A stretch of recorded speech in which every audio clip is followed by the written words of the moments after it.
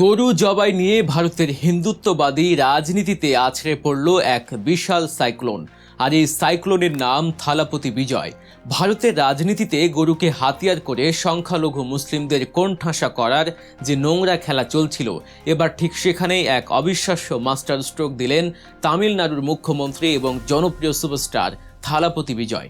তিনি শুধু প্রধানমন্ত্রী নরেন্দ্র মোদীকে চ্যালেঞ্জ জানাননি, বরং পশ্চিমবঙ্গের মুখ্যমন্ত্রী শুভেন্দু অধিকারীকেও যেন আঙুল দিয়ে দেখিয়ে দিলেন সত্যিকারের ধর্মনিরপেক্ষতা কাকে বলে।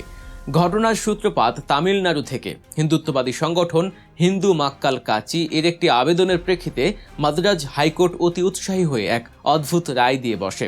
বিচারকরা নির্দেশ দেন, কোরবানির ঈদের সময় তো বটেই, বছরের কোনো দিনই তামিলনাড়ুতে কোনো অবস্থাতেই গরু বা বাছুর জবাই করা যাবে না। অথচ তামিলনাড়ুর নিজস্ব আইনের শর্ত সাপেক্ষে নির্দিষ্ট বয়সের পর অকেজ গরু জবাই করার আইনি বৈধতা রয়েছে।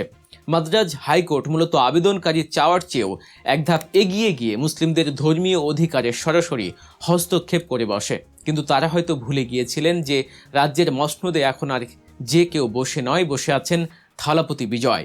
তিনি এক মুহূর্ত চুপ থাকেননি। মুসলিমদের অধিকার এবং রাজ্যের ধর্মনিরপেক্ষ কাঠামো রক্ষায় তিনি শটান চলে যান ভারতের সুপ্রিম কোর্টে। বিজয়ের প্রশাসন সুপ্রিম কোর্টে দাঁড়িয়ে মাদ্রাজ হাইকোর্টের দিকে সরাসরি চ্যালেঞ্জ ছুড়ে দিয়ে বলে, এই রায় সম্পূর্ণ এখতিয়ার বহির্ভূত এবং অসাংবিধানিক। কোনো দ্বিমুখী নীতির কাছে মানুষের মৌলিক অধিকার জিম্মি থাকতে পারে না।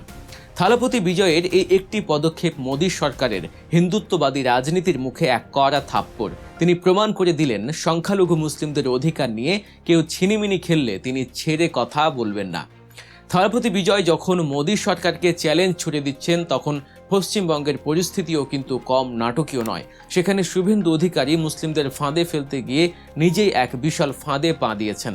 গত কোরবানির ঈদে শুভেন্দু অধিকারী এবং তার হিন্দুত্ববাদী দোসররা 1950 সালের এক পুরনো ও বাতিল আইনকে সামনে এনে পশ্চিমবঙ্গে গরু কোরবানি নিষিদ্ধ করার এক বিশাল পাঁয়তারা শুরু করেন।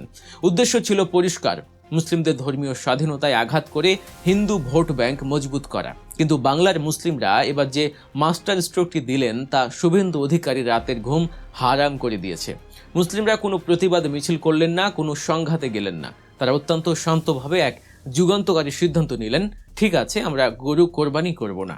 আর এই একটি ঘোষণাতেই ভারতের অর্থনীতির এক অদ্ভুত রূপ বেরিয়ে এলো। কোরবানির হাটে সবচেয়ে বেশি গরু নিয়ে আসেন কারা? মূলত গ্রামের দরিদ্র হিন্দু কৃষকরা।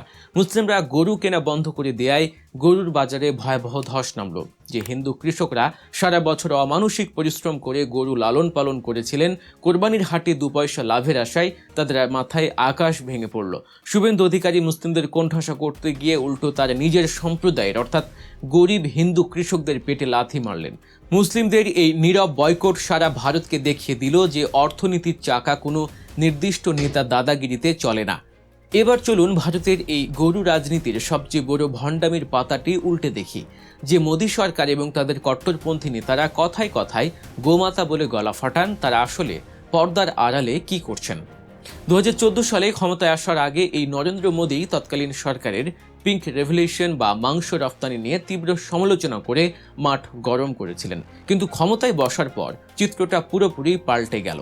মোদীর শাসন আমলেই ভারতে গরু ও মহিষের মাংস রফতানি অভাবনীয়ভাবে প্রায় 16% বৃদ্ধি পেয়েছে। শুনলে আপনার চোখ কপালে উঠবে যে বর্তমান পরিসংখ্যান অনুযায়ী ভারত প্রতি বছর প্রায় 15,30,000 টন গরুর মাংস বিশ্বের 65টি দেশে রপ্তানি করছে। ব্রাজিলকে পেছনে ফেলে বিশ্ববাজারে ভারত এখন মাংস রপ্তানিতে দ্বিতীয় শীর্ষ পরাশক্তি। এই মাংস বেচে প্রতি বছর ভারতের কোষাগারে ঢুকছে প্রায় 430 কোটি মার্কিন ডলার বা হাজার হাজার কোটি রুপি। অর্থাৎ ব্যবসার বেলায় কোনো নীতিবোধ নেই। তখন আর গোমাতা থাকে না, তখন শুধুই ডলার আর লাভের হিসাব। আরব দেশগুলোতে মাংস বিক্রির জন্য এই হিন্দুত্ববাদী সরকার অত্যন্ত নিষ্ঠার সাথে হালাল সার্টিফিকেশন মেনে চলে। অথচ দেশের ভেতরে এই হালাল শব্দটা শুনলেই তাদের গায়ে আগুন ধরে যায়। সবচেয়ে চমকপ্রদ তথ্যটি হলো, এই বিশাল মাংস রপ্তানিকারক কোম্পানিগুলোর মালিক কারা? সাধারণ মানুষের ধারণা হতে পারে হয়তো মুসলিমরা এর সাথে জড়িত, কিন্তু না। ভারতের শীর্ষ 6টি মাংস রপ্তানিকারক কোম্পানির মধ্যে 4টিরই মালিক কট্টর হিন্দুত্ববাদী ব্যবসায়ীরা। আল কবির এক্সপোর্টস, অ্যারাবিয়ান এক্সপোর্টস, নামগুলো শুনলে ইসলামিক মনে হয়, কিন্তু এর পেছনের নিয়ন্ত্রকরা আদ্যপান্ত হিন্দু ব্যবসায়ী। ধর্মের নামে সাধারণ মানুষকে বোকা বানিয়ে কোটি কোটি ডলার পকেটে পুরছেন তারা। কোনো ধর্মীয় আদর্শ বা বিধিনিষেধ এই কোটি কোটি ডলারের ব্যবসার সামনে ধোপে টেকে না।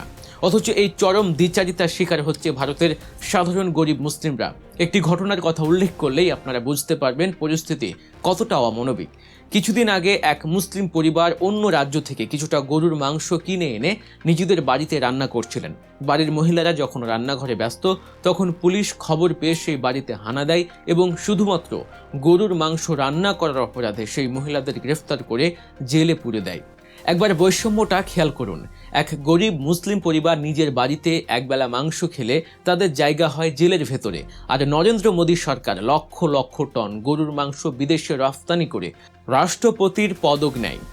ভারত এমন একটি দেশ হয়ে দাঁড়িয়েছে যারা মনে করে তারা যা করবে সেটাই নিয়ম, আর অন্যরা যা করবে সেটাই অপরাধ। দেশের ভেতরে যখন কোনো সংখ্যালঘু মুসলিম গরুর মাংস খেতে চায় বা কোরবানি করতে চায়, তখন তাদের দেশপ্রেম জেগে ওঠে, তাদের ধর্মীয় অনুভূতিতে আঘাত লাগে। কিন্তু যখন জাহাজে করে টনকে টন মাংস বিদেশে যায়, তখন তাদের সেই অনুভূতি ডলারের নিচে চাপা পড়ে যায়।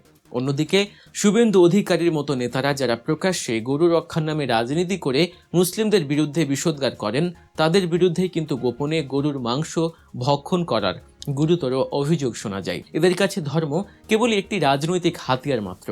আজকের দিনে ভারতের রাজনীতিতে ধর্মকে ব্যবহার করে সাধারণ মানুষকে যেভাবে বোকা বানানো হচ্ছে, তা এক কথায় নজিরবিহীন। কিন্তু থালাপতি বিজয়ের মতো নেতারা যখন সুপ্রিম কোর্টে দাঁড়িয়ে এই ভণ্ডামির বিরুদ্ধে চ্যালেঞ্জ ছুড়ে দেন এবং মুসলিমদের পাশে এসে দাঁড়ান, তখন প্রমাণ হয়ে যায় যে সত্যকে চিরকাল চাপা দিয়ে রাখা যায় না। পশ্চিমবঙ্গের মুসলিমরা যেভাবে বুদ্ধিমত্তার সাথে অর্থনৈতিক বয়কটের মাধ্যমে কট্টরপন্থীদের যোগ্য জবাব দিয়েছেন, তা ভারতের রাজনীতিতে এক নতুন দৃষ্টান্ত স্থাপন করেছে।